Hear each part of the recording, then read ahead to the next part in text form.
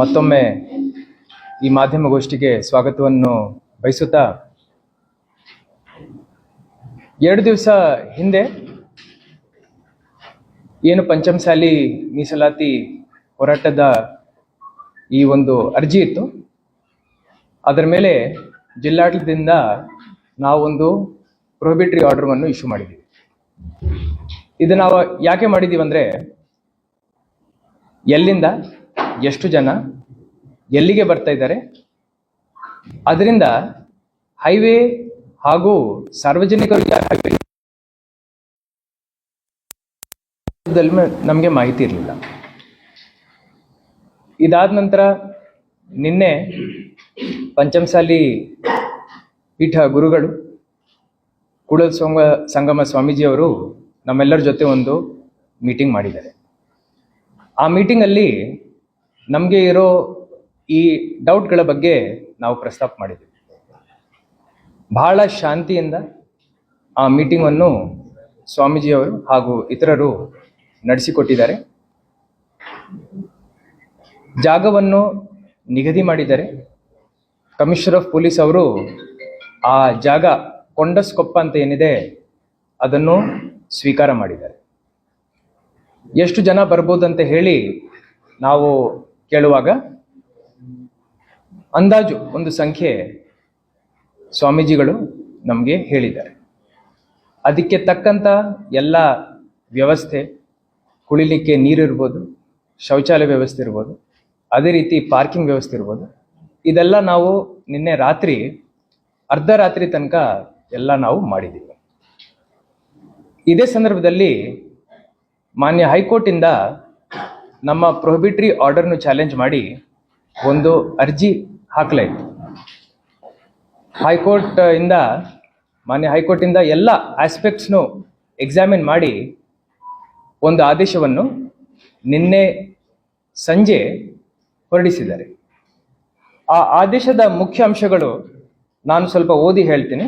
ಇಂಗ್ಲಿಷಲ್ಲಿದೆ, ಕನ್ನಡದಲ್ಲಿನೂ ತಮ್ಮ ಪ್ರೇಕ್ಷಕರಿಗೋಸ್ಕರ ಇದನ್ನು ಅನುವಾದ ಮಾಡ್ತೀನಿ. Operative portion of the and other Lingayat community leaders, followers and persons participating in the protest shall not be restrained to enter Belagavi city.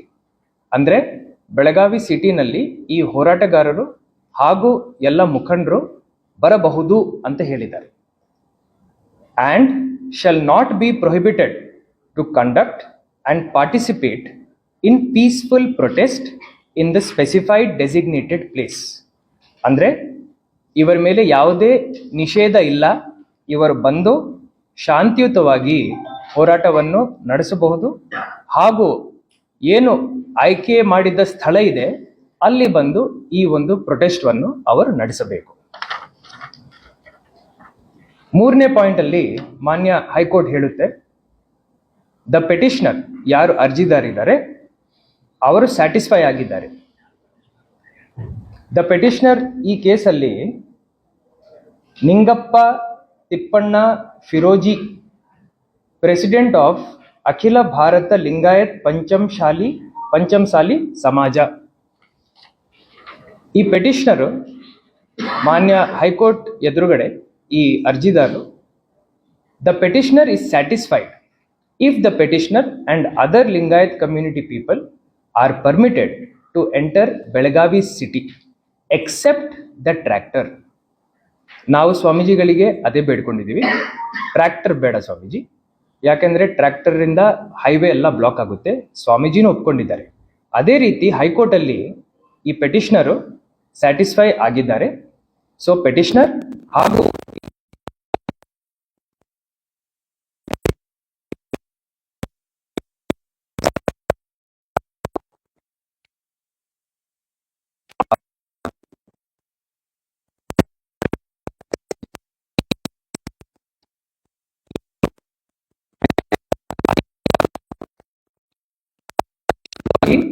ಭಾಗೀದಾರರು ಆಗಬೇಕು without creating any law and order situation. ಯಾವುದೇ law and ಆರ್ಡರ್ಗೆ ಧಕ್ಕೆ ಆಗದಂತೆ ಈ ಒಂದು protest ನಡೆಸಬೇಕು. ಇದು ಮಾನ್ಯ ಹೈಕೋರ್ಟ್ ಅವರು ಈ ಆರ್ಡರ್ ಅಲ್ಲಿ ಹೇಳ್ತಾರೆ. ಇದಲ್ಲದೆ ಮುಂದಿನ ಪಾಯಿಂಟ್ ಅಲ್ಲಿ ಮಾನ್ಯ ಹೈಕೋರ್ಟ್ ಹೇಳ್ತಾರೆ, it is needless to mention that the respondent state ಅಂದ್ರೆ ಈಗ deputy commissioner, office of deputy commissioner respondent number 2, commissioner of police, office of commissioner of police respondent number 3, along with its authorities, the police commissioner of the city of Belagavi and respondent 2 and 3 ಅಂದ್ರೆ deputy commissioner ಹಾಗೂ police commissioner shall monitor the law and order situation to avoid any untoward incident by putting necessary police force to take care of the situation. ಮಾನ್ಯ high court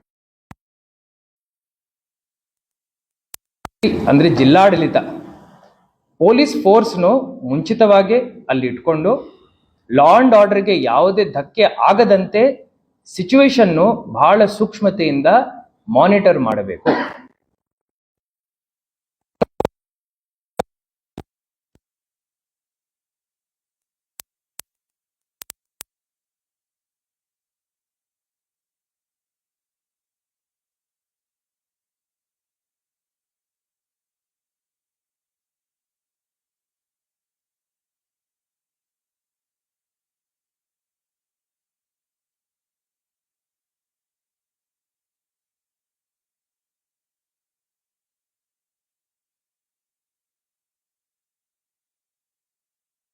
ಬಾರದು ಜನರಿಗೆ, ಜನಸಾಮಾನ್ಯರಿಗೆ ಹಾಗೂ ಹೋರಾಟಗಾರರಿಗೂ ಯಾವುದೇ ತೊಂದರೆ ಆಗಬಾರ್ದು, ಶಾಂತಿಯಿಂದ ಆಗಬೇಕು.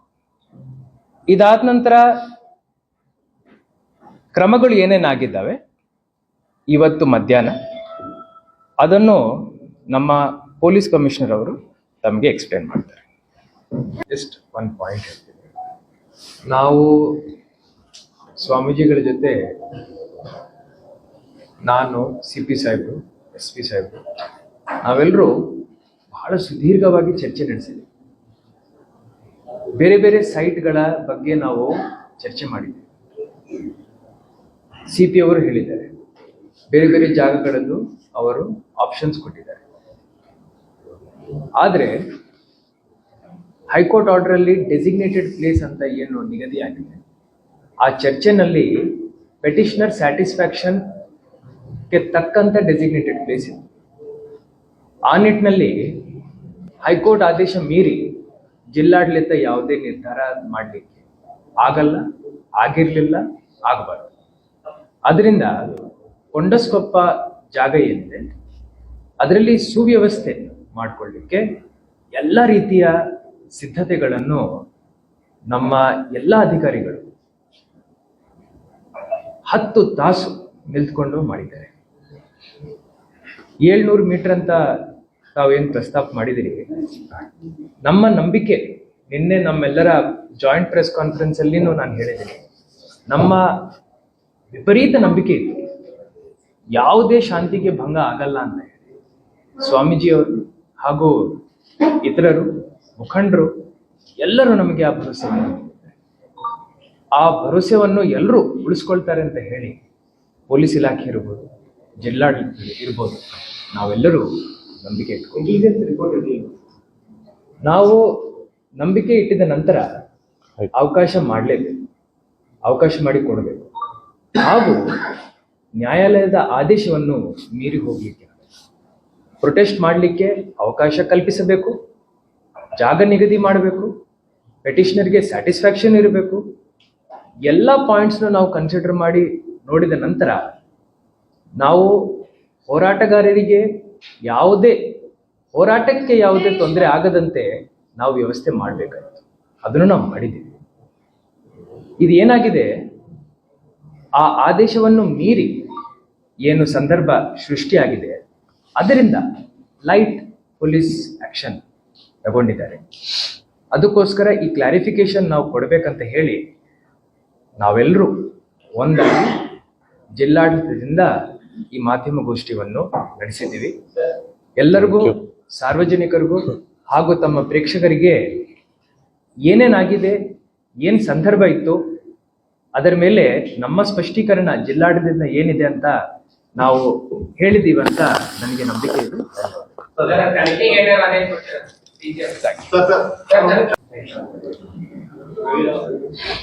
ತಾವು ಈಗಾಗಲೇ ಹೇಳಿದ್ರಿ,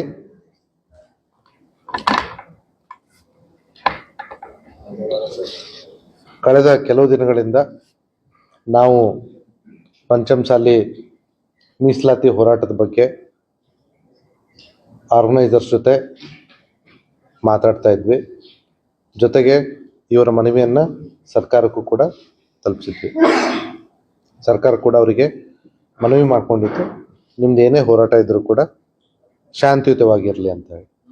ಈಗಾಗಲೇ ಮಾನ್ಯ ಡಿ ಸಿ ಅವರು ಹೇಳಿದ ಹಾಗೆ ಮಾನ್ಯ ಹೈಕೋರ್ಟ್ ತುಂಬ ಕ್ಲಿಯರ್ ಆಗಿ ಈ ಒಂದು ಸಮಾವೇಶಕ್ಕೆ ಅನುಮತಿಯನ್ನು ಕೊಡಬೇಕು, ಜೊತೆಗೆ ಸಮಾವೇಶ ಕೂಡ ಶಾಂತಿಯುತವಾಗಿ ನಡಿಬೇಕು ಅಂತ ಹೇಳಿ ತುಂಬ ದ್ವಂದ್ವದ ಅವಕಾಶವಿಲ್ಲದೆ ಇರುವ ರೀತಿಯಲ್ಲಿ ಮಾನ್ಯ ಉಚ್ಚ ನ್ಯಾಯಾಲಯ ಆದೇಶವನ್ನು ನೀಡಿತ್ತು.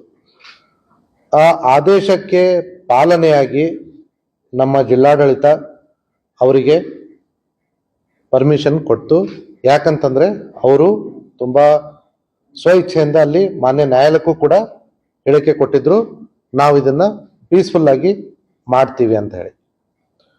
ಮಾನ್ಯ ನ್ಯಾಯಾಲಯದ ಆದೇಶ ಮತ್ತೆ ಮಾನ್ಯ ನ್ಯಾಯಾಲಯದ ಮುಂದೆ ಇವರು ಕೊಟ್ಟಂತ ಅಶ್ಯೂರೆನ್ಸ್ ಪೀಸ್ಫುಲಿ ಮಾಡ್ತೀವಿ ಅನ್ನೋದ್ರ ಮೇಲೆ, ಜೊತೆಗೆ ಮಾನ್ಯ ನ್ಯಾಯಾಲಯ ನಮಗೆ ಆದೇಶ ಕೂಡ ಕೊಡ್ತು, ಇವರಿಗೆ ಅಲೋ ಮಾಡಬೇಕು ಮತ್ತೆ ಅವರು ಕಾನೂನು ಭಂಗ ಮಾಡದೇ ಇರೋ ರೀತಿಯಲ್ಲಿ ಕ್ರಮವನ್ನು ಕೂಡ ತಗೊಳ್ಬೇಕು ಅಂತ ಹೇಳಿ. ಹೀಗಾಗಿ ಜಿಲ್ಲಾಡಳಿತದಿಂದ ಸಮಾವೇಶಕ್ಕೆ ಏನು ಅನುಕೂಲ ಮಾಡಬೇಕು ಅದನ್ನೂ ಮಾಡಿಕೊಟ್ವಿ. ಡೆಸಿಗ್ನೇಟೆಡ್ ಪ್ಲೇಸ್ ಅಂತ ಹೇಳಿದ್ರು, ಸೊ ಡೆಸಿಗ್ನೇಟೆಡ್ ಪ್ಲೇಸ್ ಕೂಡ ಕೊಟ್ವಿ. ಸಫಿಷಿಯಂಟ್ ಫೋರ್ಸ್ ಅನ್ನ ಹಾಕೊಳ್ಳಿ ಅಂತಂದ್ರು, ಸಫಿಷಿಯಂಟ್ ಫೋರ್ಸ್ ಅನ್ನ ಕೂಡ ಹಾಕೊಂಡ್ವಿ. ಮಾನ್ಯ ನ್ಯಾಯಾಲಯದ ಆದೇಶದ ಪ್ರತಿಯನ್ನು ಕೂಡ ಅವರಿಗೆ ಕೊಟ್ವಿ. ಇನ್ಫ್ಯಾಕ್ಟ್ ನಾವು ಕೊಡೋ ಪ್ರಮೇಯ ಬರಲ್ಲ, ಯಾಕಂತಂದ್ರೆ ಮಾನ್ಯ ನ್ಯಾಯಾಲಯಕ್ಕೆ ಅರ್ಜಿಯನ್ನು ಹಾಕೊಂಡವರೇ ಕೂಡ ಅವರು. ಆದಾಗ್ಯೂ ಕೂಡ ಮಾನ್ಯ ನ್ಯಾಯಾಲಯದ ಆದೇಶ ಪ್ರತಿಯನ್ನು ಕೂಡ ಅವರಿಗೆ ಕೊಟ್ಟು, ತಾವು ಈಗಾಗಲೇ ಒಪ್ಕೊಂಡಿದ್ದೀರಿ ಸಮಾವೇಶವನ್ನ ಶಾಂತಿಯುತವಾಗಿ ಮಾಡ್ತೀವಿ ಅಂತ ಹೇಳಿ, ಮತ್ತೆ ಮಾನ್ಯ ನ್ಯಾಯಾಲಯ ಕೂಡ ತಾವು ಶಾಂತಿಯುತವಾಗಿ ಮಾಡಬೇಕು ಅಂತ ಆದೇಶ ಮಾಡಿದೆ. ಹಾಗಾಗಿ ತಾವು ದಯವಿಟ್ಟು ಶಾಂತಿಯುತವಾಗಿ ಮಾಡಬೇಕು.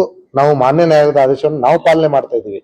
ತಮಗೆ ಸಮಾವೇಶಕ್ಕೆ ಏನ್ ಬೇಕೋ ಅದನ್ನ ಅನುಕೂಲ ಮಾಡಿಕೊಟ್ಟು, ಮತ್ತೆ ಸಮಾವೇಶಕ್ಕೆ ಸೂಕ್ತವಾದ ಬಂದೋಬಸ್ತನ್ನು ಕೊಟ್ಟು, ಇಷ್ಟೆಲ್ಲ ಮಾಡಿದ ಮೇಲೆ ತಾವು ಕೂಡ ಅಲ್ಲಿದ್ರಿ, ನಾವು ಕೂಡ ಅಲ್ಲಿದ್ವಿ.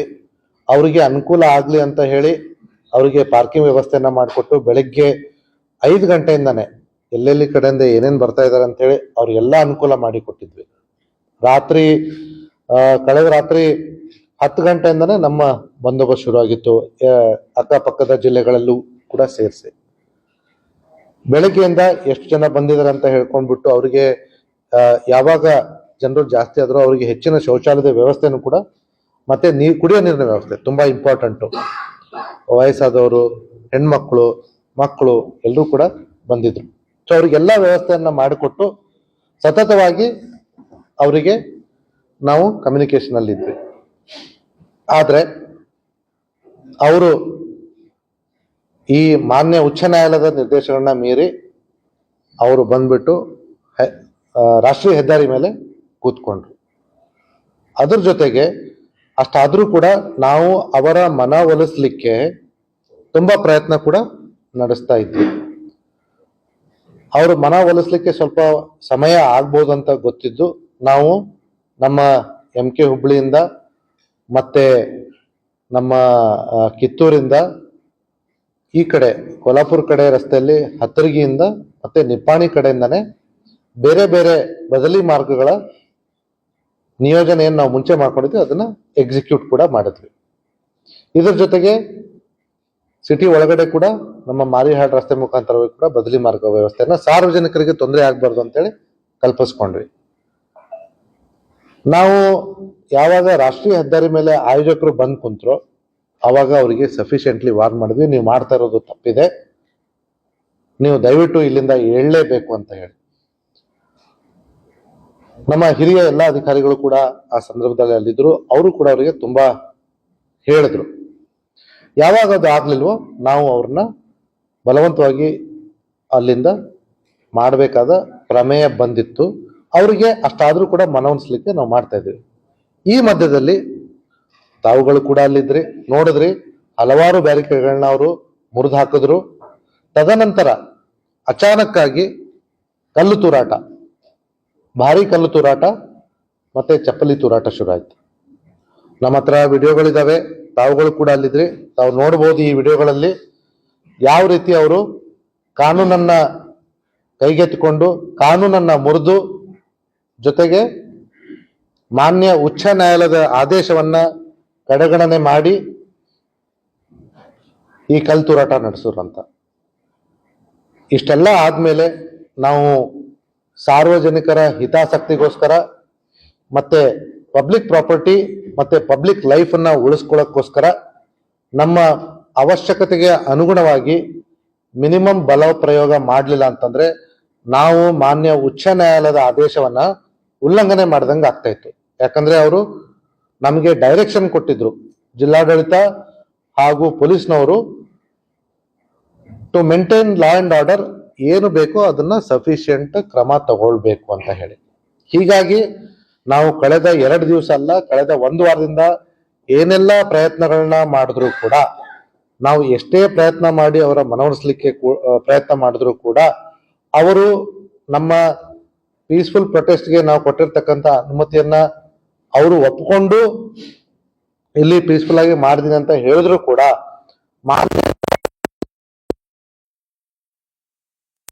ಇದ್ರೂ ಕೂಡ ಅದನ್ನ ಮೀರಿ ಕಾನೂನು ಉಲ್ಲಂಘನೆ ಮಾಡಿದ್ದಕ್ಕೆ ನಾವು ಇವತ್ತಿನ ದಿವಸ ದುರದೃಷ್ಟಕರ ಪರಿಸ್ಥಿತಿಯಲ್ಲಿ ಈ ಒಂದು ಬಲ ಪ್ರಯೋಗ, ಮಿನಿಮಮ್ ಬಲ ಪ್ರಯೋಗ, ಈಗಾಗಲೇ ನಮ್ಮ ಮಾನ್ಯ ಕಮಿಷನರ್ ಹೇಳಿದ ಹಾಗೆ ನಮ್ಮ ಪೊಲೀಸರು 14 ಜನ ಗಾಯಗೊಂಡಿದ್ದಾರೆ. ಲಾಠಿ ಇದ್ದವರು ನಮಗೆ ಕಾನೂನು ಮಾನ್ಯ ನ್ಯಾಯಾಲಯದ ಆದೇಶ ಇದ್ರು ಕೂಡ ನಮ್ಮವರೇ 14 ಜನ ಗಾಯಗೊಂಡಿದ್ದಾರೆ. ಪ್ರೊಟೆಸ್ಟರ್ಸ್, ಈ ಸಮಾವೇಶಕ್ಕೆ ಬಂದಂತಕ್ಕಂಥವ್ರು, ಈಗ ನಮಗೆ ಬಂದಿರತಕ್ಕಂಥ ಮಾಹಿತಿ ಪ್ರಕಾರ 4 ಜನ ಆಸ್ಪತ್ರೆಯಲ್ಲಿ, 10 ಜನ ಆಸ್ಪತ್ರೆಯಲ್ಲಿ ಚಿಕಿತ್ಸೆಗೆ ದಾಖಲಾಗಿದ್ದಾರೆ. ಈಗಾಗಲೇ ಮಾನ್ಯ ಕಮಿಷನರ್ ಅವರು ಮತ್ತೆ ಮಾನ್ಯ DC ಅವರು ಅಲ್ಲಿ ಹೋರಾಟದಲ್ಲಿ ಭಾಗಿಯಾಗಿ ಯಾರು ಗಾಯಗೊಂಡಿದ್ದಾರೋ ಅವರಿಗೆ ಜಿಲ್ಲಾಡಳಿತ ವತಿಯಿಂದ ಉಚಿತ ಚಿಕಿತ್ಸೆಯನ್ನ ಆಲ್ರೆಡಿ ನೀಡಲಾಗ್ತಾ ಇದೆ. ಮತ್ತೆ ಈಗಾಗಲೇ ಅವರು ಡಾಕ್ಟರ್ಗಳಿಗೆ ಕೂಡ ಮಾತಾಡ್ಕೊಂಡಿದ್ದಾರೆ, ಅವರಿಗೆ ಯಾರಿಗೂ ಕೂಡ ಗಂಭೀರ ಸ್ವರೂಪದ ಗಾಯಗಳು ಆಗಿಲ್ಲ ಅಂತ ಹೇಳಿ. ಬದಲಾಗಿ ನಮ್ಮ ಒಬ್ಬ ಪೊಲೀಸ್ ಸಿಬ್ಬಂದಿಗೆ ಫ್ರಾಕ್ಚರ್ ಆಗಿದೆ, ಇನ್ನೊಬ್ಬ ಪೊಲೀಸ್ ಸಿಬ್ಬಂದಿಯ ಹೆಲ್ಮೆಟ್ ಒಡೆದು ಚೂರಾಗಿ ಮತ್ತೆ ಅವರ ತಲೆಗೆ ಕಲ್ಲು ಬಿದ್ದು ತಲೆಗೆ ಗಾಯ ಆಗಿದೆ. ಹಾಗಾಗಿ ಅವ್ರಿಗೆ ಈಗ ಸಿಟಿ ಸ್ಕ್ಯಾನ್ಗೆ ಕಳಿಸ್ತಾ ಇದ್ದೀವಿ. ಮತ್ತಿಷ್ಟು ಸಿಬ್ಬಂದಿಗಳಿಗೆ ಹೊರ ಗಾಯಗಳಾಗಿದ್ದಾವೆ. ಮತ್ತೆ ಹಿರಿಯ ಅಧಿಕಾರಿಗಳಿಗೂ ಕೂಡ ಕೆಲವೊಂದು ಸಣ್ಣ ಪುಟ್ಟ ಗಾಯಗಳು ಆಗಿರ್ತಕ್ಕಂಥದ್ದು ಇಲ್ಲಿವರೆಗೂ ಕಂಡು ಬಂದಿರತಕ್ಕಂಥ ಅಂಶ.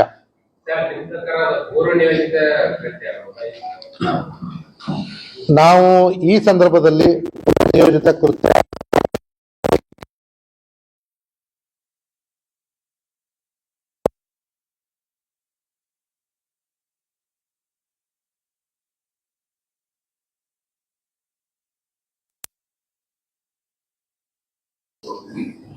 ಮೊದಲು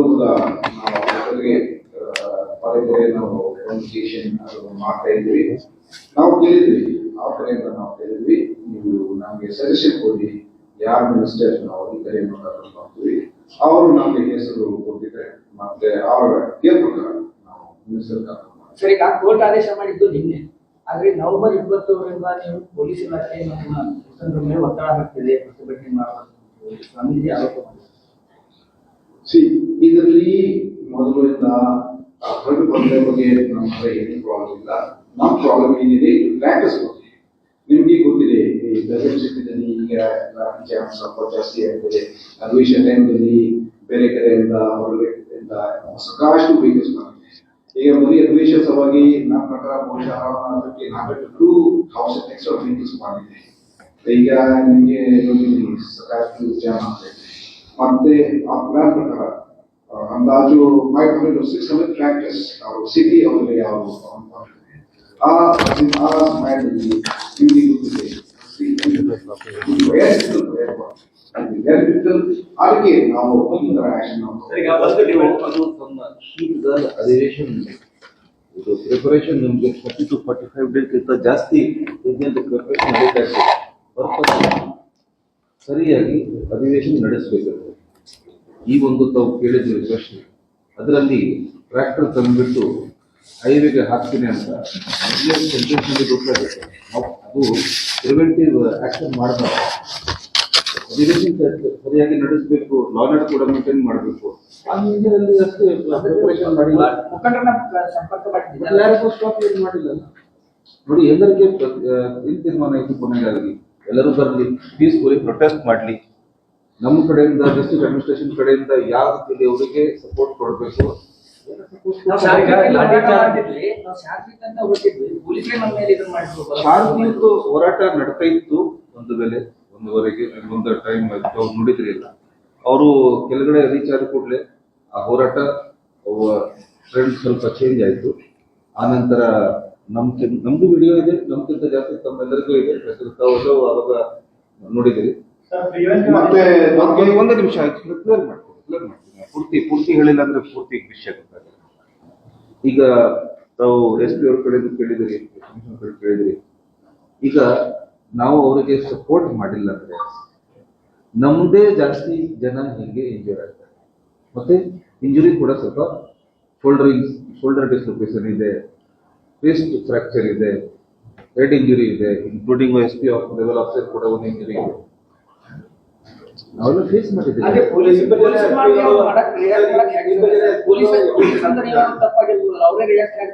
ಏನು ಈಗ ಮ್ಯಾಟರ್ ಆಫ್ ಇನ್ವೆಸ್ಟಿಗೇಷನ್ ಅಲ್ವಾ? ಇನ್ವೆಸ್ಟಿಗೇಷನ್ ಆಗಿ ಲಾಠಿ ಚಾರ್ಜ್ ಮಾಡಿದ ಅಧಿಕಾರಿಗಳನ್ನ ಸಸ್ಪೆಂಡ್ ಮಾಡಬೇಕಂತ ಡಿಮ್ಯಾಂಡ್ ಮಾಡಿ. ಒಂದು ನಿಮಿಷ, ಇದರಲ್ಲಿ ಕೂಡ ಮತ್ತೆ ಇನ್ನೊಂದು ಪಾಯಿಂಟ್ ನಾನು ತಮ್ಮ ಗಮನ ತರಬೇಕು. ಹೈಕೋರ್ಟ್ ಆರ್ಡರ್ ಪ್ರಕಾರ ಬಹಳ ಕ್ಲಿಯರ್ ಆಗಿ ಮೆನ್ಷನ್ ಮಾಡಿದ್ದಾರೆ that tractors should not be drawn. ಆದ್ರೆ ನಾವು ಬೆಳಿಗ್ಗೆ ಬಾಗವಾಡಿ ಚೆಕ್ ಪೋಸ್ಟ್ ಅಲ್ಲಿ ಪೀಪಲ್ ಟ್ರ್ಯಾಕ್ಟರ್ಸ್ ಅವರು ತಗೊಂಡ್ ಬಂದಿದ್ದಾರೆ, which is a clear violation of the high court order. ಅಲ್ಲಿ ಪೀಪಲ್ ಟ್ರ್ಯಾಕ್ಟರ್ಸ್ ಅವರು ತಂದು ಸ್ಟಾಪ್ ದೆಮ್. ಆದ್ರೂ ನಾವು ಅಷ್ಟು ಆಕ್ಷನ್ ನಾವು ತಗೊಂಡಿದ್ದಲ್ಲ, ಆಯ್ತು ನಾವು ಅವ್ರ ಜೊತೆಗೆ ಡಿಸ್ಕಸ್ ಮಾಡಿ ಆಯ್ತು ವಾಪಸ್ ಹೋಗಿ ಅಂತ. ವಿದಿನ್ ಅರೆಸ್ಟ್ ದೆಮ್, ಯಾವ್ದು ಆಕ್ಷನ್ ತಗೊಂಡಿದ್ದಲ್ಲ. ಆಯ್ತು ನಮ್ಮ ಪ್ರೊಟೆಸ್ಟ್ ಅದು ಸಕ್ಸಸ್ ಆಗಲಿ, ಮತ್ತೆ ನಿಮ್ಮ ಪ್ರೊಟೆಸ್ಟ್ ಶಾಂತಿ ರೀತಿಯಿಂದ ಆಗ್ಬೇಕು ಅಂತ ನಾವು ಅವಾಗ ನಾವು ವಾಪಸ್ ಕಳಿಸ್ತೀವಿ. ಮತ್ತೆ ಈ ಲಾಠಿ ಚಾರ್ಜ್ ಬಗ್ಗೆ ಈಗ ನಮ್ಮ ಆಂಜಿ ಸಾಹೇಬ್ ಅವರು ಹೇಳಿದರೆ ಅವನಿ ಮಸಲಾ ಬಗ್ಗೆ ಈ ಅಲ್ಲದೆ ನಾವು ಇನ್ನೊಂದು ನಾನು ಹೇಳಬೇಕು. 7 KSRTC ಬಸ್ಸಸ್ ಡ್ಯಾಮೇಜ್ ಆಗಿದೆ. 2 ಸ್ಕಾರ್ಪಿಯೋ ವೆಹಿಕಲ್, ನಮ್ಮ ಪೊಲೀಸ್ ವೆಹಿಕಲ್ 2 ಡ್ಯಾಮೇಜ್ ಆಗಿದೆ. ಮತ್ತು 1 ಪೊಲೀಸ್ ವೆಹಿಕಲ್ ಅದು ಕೂಡ ಡ್ಯಾಮೇಜ್ ಆಗಿದೆ. ಇದು ಶಾಂತಿ ಇಲ್ಲ. Total 7 KSRTC buses, 2 Scorpio police vehicles ಮತ್ತೆ 1 ಬೊಲೊರೋ ಪೊಲೀಸ್ ವೆಹಿಕಲ್ ಡ್ಯಾಮೇಜ್ ಆಗಿದೆ. ಸರ್, ಈಗ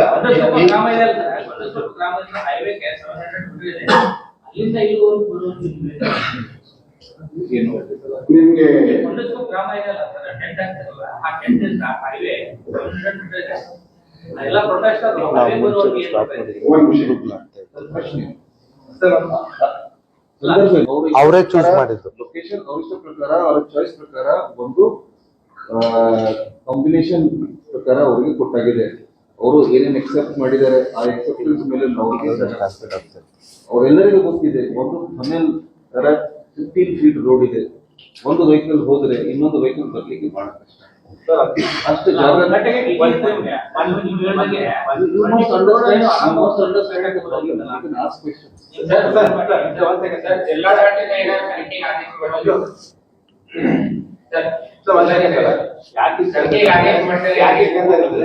ಈಗ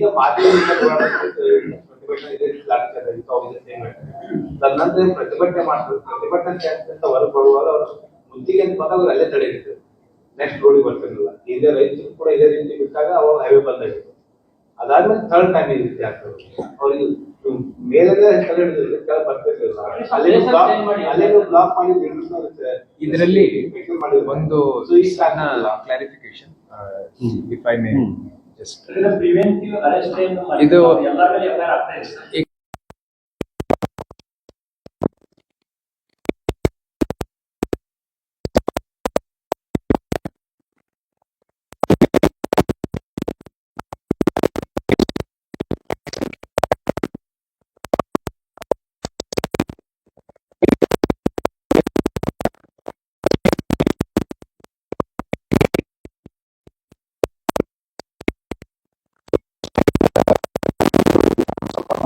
ಆಗ್ತೀನಿ.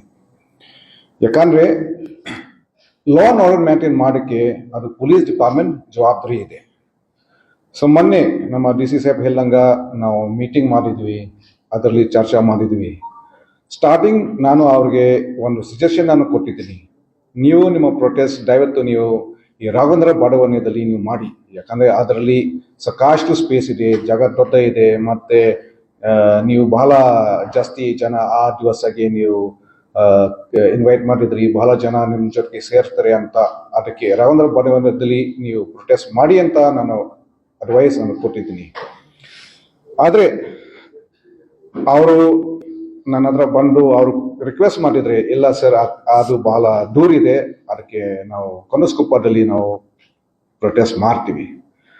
ನಾನು ಅವರ ನಾನು ಬೆಲೆ ಕೊಟ್ಟು ನಾನು ಅವ್ರಿಗೆ ನಾನು ಪರ್ಮಿಷನ್ ಕೊಟ್ಟಿದ್ದೀನಿ ಕೊನಸ್ಕೊಪ್ಪದಲ್ಲಿ ಪ್ರೊಟೆಸ್ಟ್ ಮಾಡಲಿಕ್ಕೆ. ಮತ್ತು ಇನ್ನೊಂದು ಆ ಜಾಗದಲ್ಲಿ ಕೂಡ ಒಂದು ಪೆವಿಲಿಯನ್ ಕಟ್ಸ್ಲಿಕ್ಕೆ ಕೂಡ ನಾನು ಪರ್ಮಿಷನ್ ಕೊಟ್ಟಿದ್ದೀನಿ ಆ ದಿವಸ.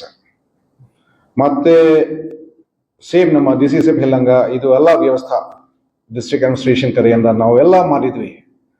ನೀವು ಒಳ್ಳೆ ರೀತಿಯಿಂದ ಪ್ರೊಟೆಸ್ಟ್ ಮಾಡಿ, ಶಾಂತಿ ರೀತಿಯಿಂದ ಪ್ರೊಟೆಸ್ಟ್ ಮಾಡಿ, ನಮ್ಮ ಕಡೆಯಿಂದ ನಿಮಗೆ ಏನು ವ್ಯವಸ್ಥೆ ಬೇಕು ಅಂತ ನಾವು ಎಲ್ಲ ಮಾಡಿದ್ವಿ. ನಿನ್ನೆ ರಾತ್ರಿ ಕೂಡ ನನ್ನ ಆಫೀಸಲ್ಲಿ ಒಂದು ಮೀಟಿಂಗ್ ನಾನು ಮಾಡಿದ್ದೀನಿ ಅವರ ಲೀಡರ್ಸ್ ಜೊತೆಗೆ. ಆ ಮೀಟಿಂಗ್ದಲ್ಲಿ ಕೂಡ ಅವರು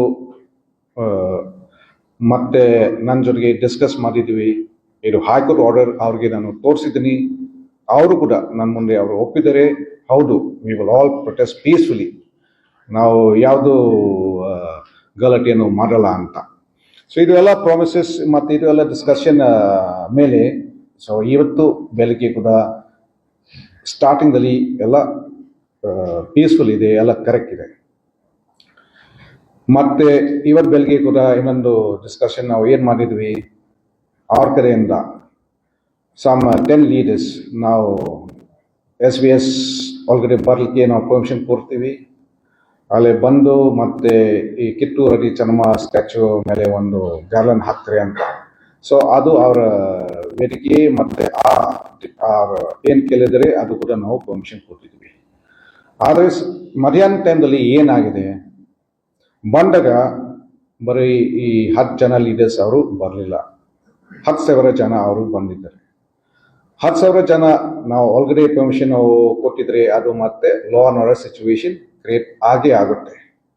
ಮತ್ತು ನಮಗೆ ಹೈಕೋರ್ಟ್ ಆರ್ಡರ್ ಪ್ರಕಾರ ನಮಗೆ ಜವಾಬ್ದಾರಿ ಕೊಟ್ಟಿದ್ರೆ to maintain the law and order situation.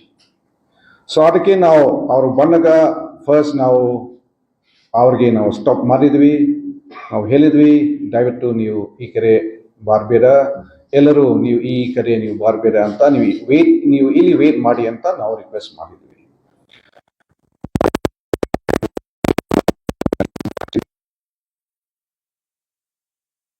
Highway ಮೇಲೆ ನೀವು ಬರಬೇಡ, ಅದು ಕೂಡ ಇಲಿಗಲ್ ಇದೆ, ನಿಮಗೆ ಗೊತ್ತಿರಬಹುದು. You cannot block the highway, ಯಾಕಂದರೆ ಅದು ಅದು ಆರ್ಡರ್ ಕೂಡ ಇದೆ, ಮತ್ತು ಇಟ್ ಅಫೆಕ್ಟ್ಸ್ ಪಬ್ಲಿಕ್ ಟ್ರಾನ್ಸ್ಪೋರ್ಟೇಷನ್. ಅವ್ರಿಗೆ ನಾವು ಹಾಗೆ ರಿಕ್ವೆಸ್ಟ್ ಮಾಡಿದ್ವಿ. ಸೊ ಸ್ಟಾರ್ಟಿಂಗ್ ಕೂಡ ಅವರು ಕೇಳ್ತಾ ಇಲ್ಲ, the start pushing the barricades. ಮತ್ತು ಆವಾಗ ಕೂಡ ಒಬ್ಬರು ನಮ್ಮ ಕಾನ್ಸ್ಟೇಬಲ್ ಇಂಜರ್ಡ್ ಆಗಿದ್ದಾರೆ, ಅವರ ಕಲ್ಲು ಮೇಲೆ ಸ್ವಲ್ಪ ಇಂಜರಿ ಆಗಿದೆ. ನಾವು ಮತ್ತೆ ಸ್ಟಾರ್ಟಿಂಗ್ ನಾವು ಬರೀ ಸ್ಟಾಪ್ ಮಾಡಿದ್ವಿ, ನಾವು ಬ್ಯಾರಿಕೇಡ್ಸ್ ಯೂಸ್ ಮಾಡಿ, ಶೀಲ್ಡ್ಸ್ ಯೂಸ್ ಮಾಡಿ ಅವ್ರಿಗೆ ನಾವು ಸ್ಟಾಪ್ ಮಾಡ್ತಾ ಇದ್ವಿ, ಮುಂದೆ ನೀವು ದಯವಿಟ್ಟು ನೀವು ಹೋಗಬೇಡ, ನೀವು ಇಲ್ಲಿ ವೇಟ್ ಮಾಡಿ ಅಂತ. ಬಟ್ ಆಫ್ಟರ್ ವೈಲ್ ಇದು ಕಲ್ಲು ತೋಟ ಅದು ಶುರು ಆಗಿದೆ.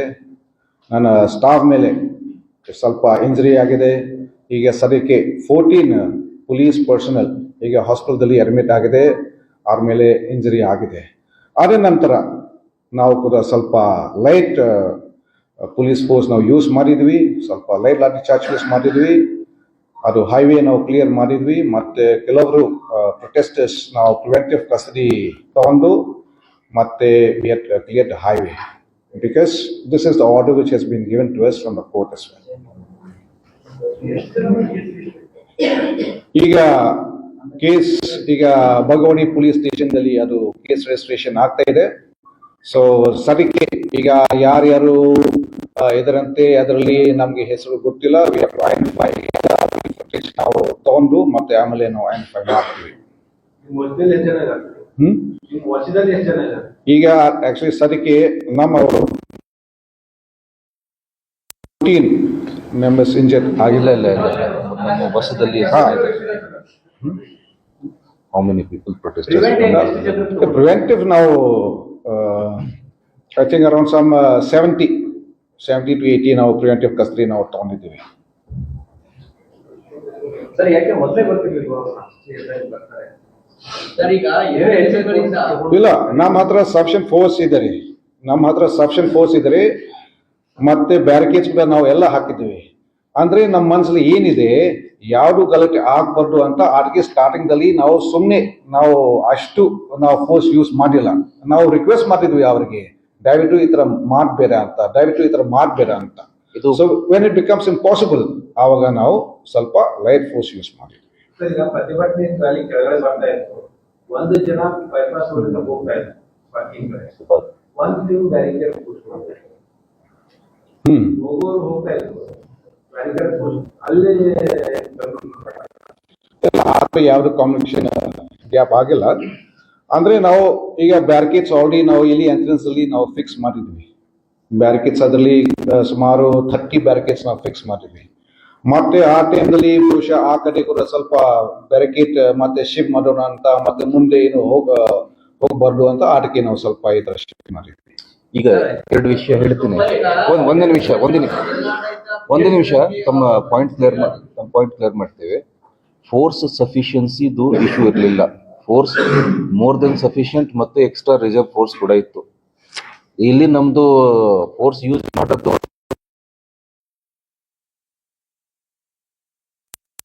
ತಾವು ಕೂಡ ಅಲ್ಲೇ ಇದ್ರಿ. ಮತ್ತೆ ಅವ್ರ ಜೊತೆ ಕೋಆರ್ಡಿನೇಟ್ ಮಾಡಿಬಿಟ್ಟು ಆರ್ಗನೈಸ್ ಜೊತೆ ಸೇರ್ಕೊಂಡೇ ಏನೇನು ಅರೇಂಜ್ಮೆಂಟ್ ಮಾಡಬೇಕಾಗಿತ್ತು ಎಲ್ಲ ಅರೇಂಜ್ಮೆಂಟ್ ಆಗಿತ್ತು. ಏನ್ ತೀರ್ಮಾನ ಆಯ್ತು ಆ ತೀರ್ಮಾನ ಪ್ರಕಾರ ಎಲ್ಲ ಅರೇಂಜ್ಮೆಂಟ್ ಕೂಡ ಆಗಿದೆ. ಬಂದೋಬಸ್ತ್ ಅರೇಂಜ್ಮೆಂಟ್ ಆಗಲಿ ಅಥವಾ ಬೇರೆ ಅಡ್ಮಿನಿಸ್ಟ್ರೇಟಿವ್ ಅರೇಂಜ್ಮೆಂಟ್ ಆಗಲಿ, ಫೇಲ್ಯೂರ್ ಆರ್ಗನೈಸರ್ ಕಡೆಯಿಂದ ಆದ್ರೆ, ಮಾಬ್ ಆ ಥರ ಅನ್ರೂಲಿ ಆದರೆ ನಾವು ಕಂಟ್ರೋಲ್ ಮಾಡಬೇಕಾಗ್ತದೆ.